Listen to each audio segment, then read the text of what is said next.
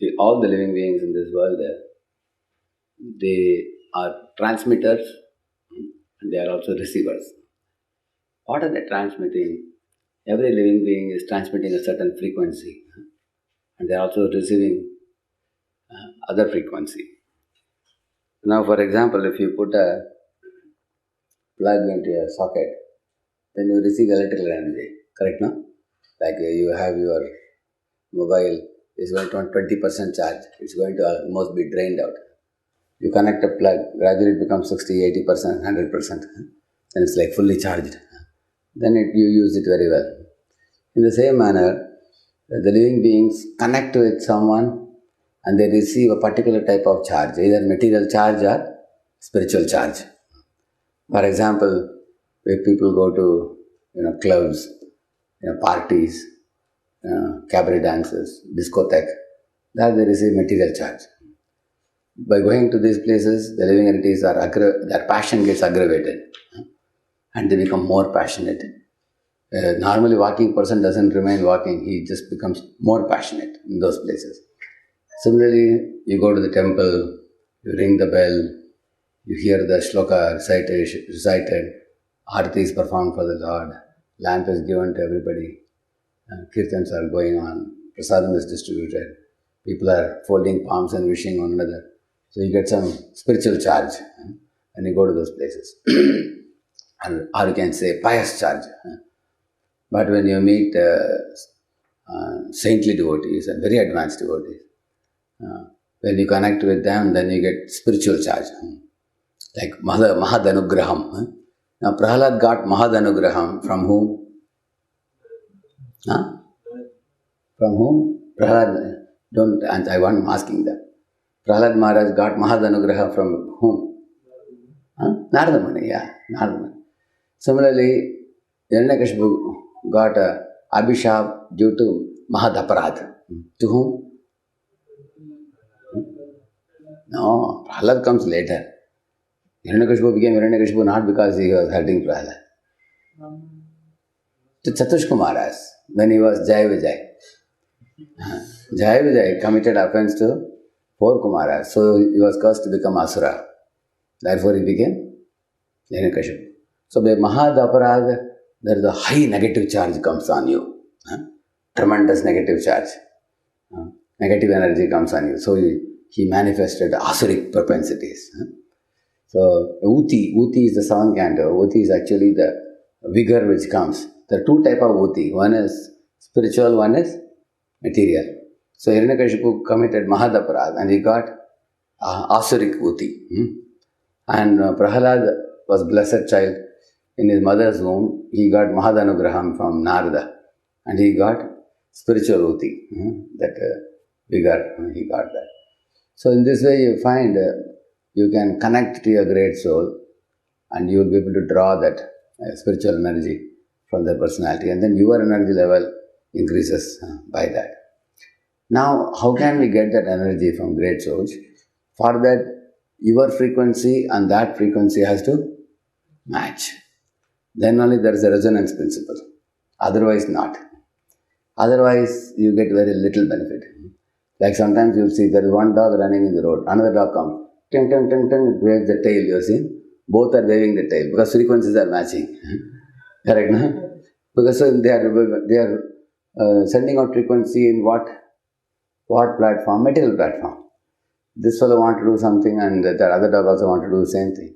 They vibrate at certain frequency. Correct, no? Wagging the tail. Or your master is taking out a biscuit to give and the dog is wagging the tail because he wants to eat something and the master is also wanting to give something. So their frequencies match and the exchange happens. Similarly, our Srila Prabhupada went to Bhakti Thakur.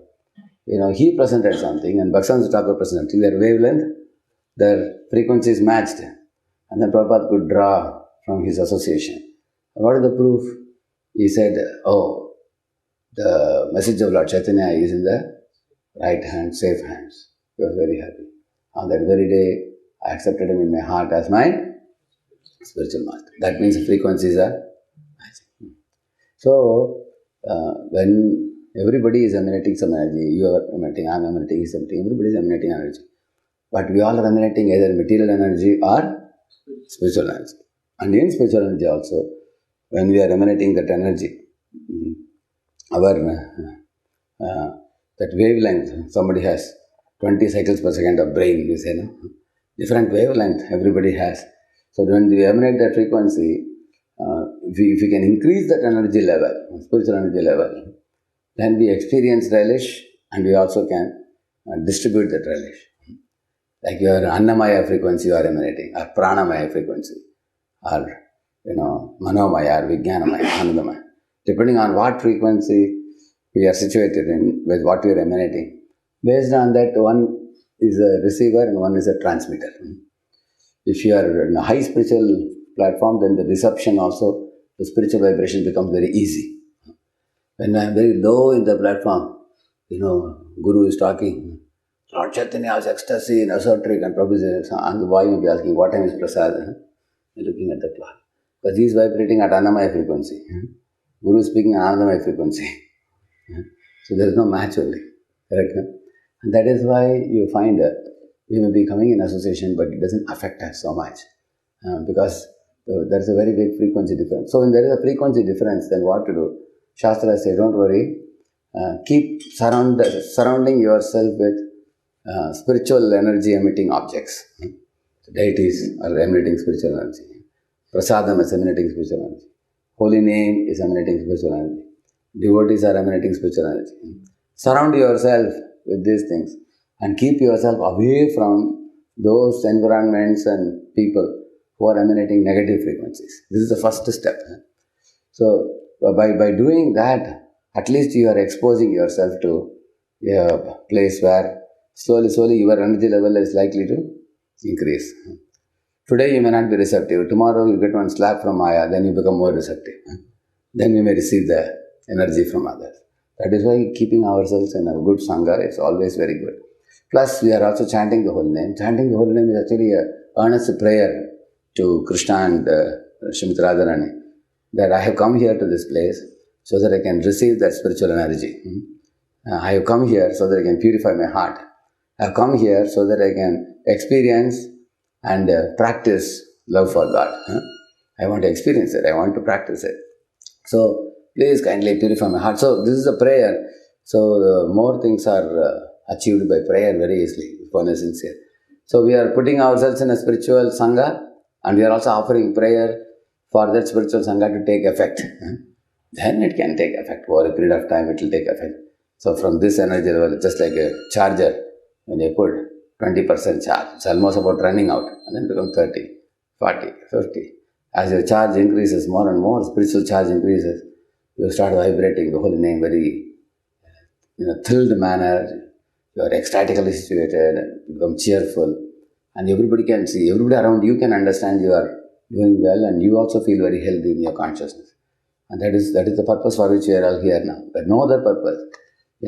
But sometimes boys come together, they think the food is very good here, habits are very good here, people are gentlemanly. So many reasons people come. But the most important reason we are all here is to increase our spiritual energy by spiritual association, and then start vibrating that frequency which will match with the frequency of the spiritual world, the frequency, activities, attitude, mood, and the ambience and the ethos of the spiritual world. When we can match with that, then we are there. Then we are there even though we are here. And the main thing that takes us to that plane to begin with is the chanting of the holy name. Harinam Prabhu ki Jai. Let's offer our humble obeisances to all the Vaishnava devotees of the Lord who are just like this air-free ocean of mercy, full of compassion for the fallen conditioned souls.